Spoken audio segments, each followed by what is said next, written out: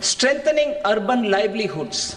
Our government has been giving priority to assisting urban poor and vulnerable groups. A scheme for socio-economic upliftment of urban workers will be implemented to help them improve their incomes, have sustainable livelihoods, and a better quality of life. PM Swanidhi scheme has benefited more than 68 lakh street vendors, giving them respite from high-interest informal sector loans. Building on this success, the scheme will be revamped with enhanced loans from banks, UPI-linked credit cards with 30,000 rupees limit, and capacity building support. Social Security Scheme for welfare of online platform workers. Gig workers of online platforms provide great dynamism to the new age services economy. Recognizing their contribution, our government will arrange for their identity cards and registration on the e-Shram portal. They will be provided health care under PM Jan Arogya Yojana. This measure is likely to assist nearly 1 crore gig workers.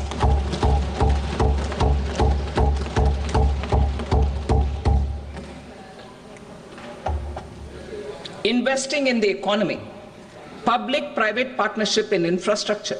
Each infrastructure-related ministry will come up with a 3-year pipeline of projects that can be implemented in PPP mode.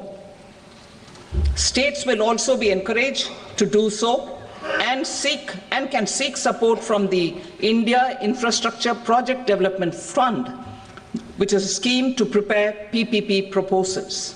Support to states for infrastructure. An outlay of 1.5 lakh crore is proposed for the 50-year interest-free loans to states for capital expenditure and incentives for reforms. Building on the success of the first asset monetization plan announced in 2021, the second plan for 2025 to 30 will be launched to plow back capital of 10 lakh crore in new projects. Regulatory and fiscal measures will be fine-tuned to support the plan. Jal Jeevan Mission. Since 2019, 15 crore households representing 80% of India's rural population have been provided access to portable tap water connections. To achieve 100% coverage, I am pleased to announce the extension of this mission until 2028 with an enhanced total outlay. The mission's focus will be on the quality of infrastructure and O&M of rural piped water supply schemes through Jan Bhagidari.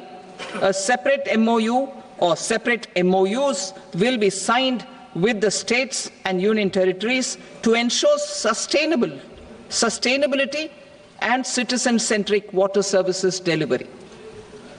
Urban sector reforms. Building on the July budget proposals, urban sector reforms related to governance, municipal services, urban land and planning will be incentivized. Urban Challenge Fund. The government will set up an urban challenge fund of 1 lakh crore rupees to implement the proposals for cities as growth hubs, creative redevelopment of cities, and for water and sanitation purposes announced in the July budget. This fund will finance up to 25% of the cost of bankable projects, with a stipulation that at least 50% of the cost is funded from bonds, bank loans, and PPPs. An allocation of 10,000 crore is proposed in 2025-26. Power sector reforms.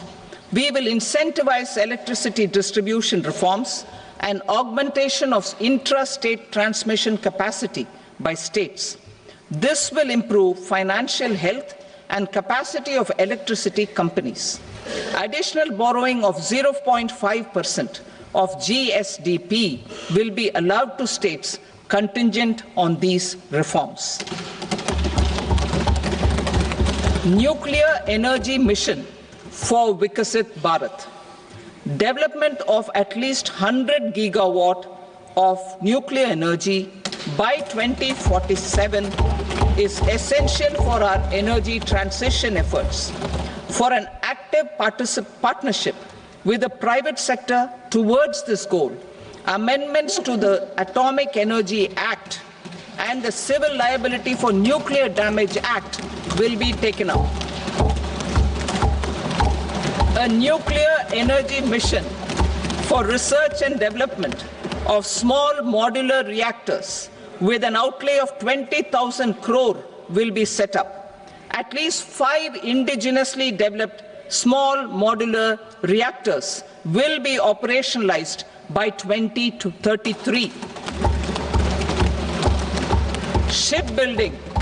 The shipbuilding financial assistance policy will be revamped to address cost disadvantages.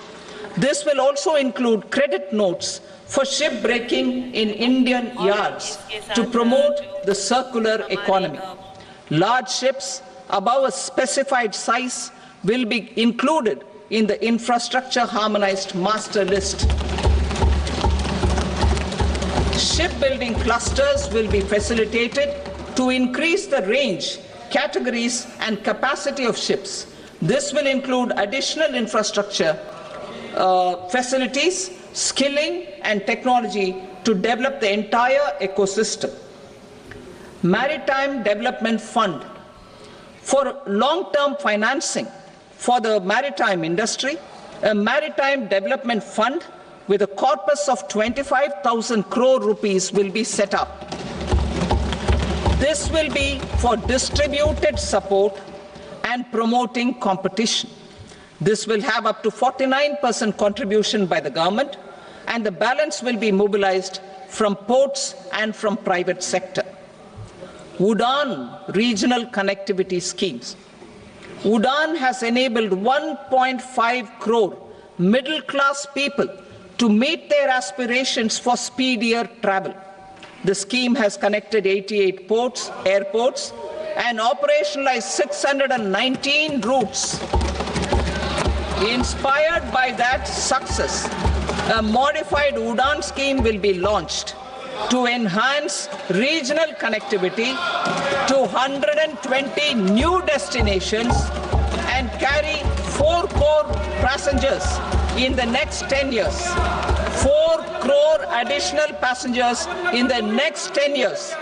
The scheme will also support helipads and smaller airports in hilly, aspirational and northeast regional districts.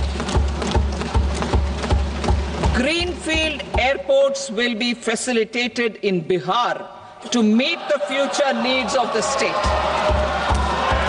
These will be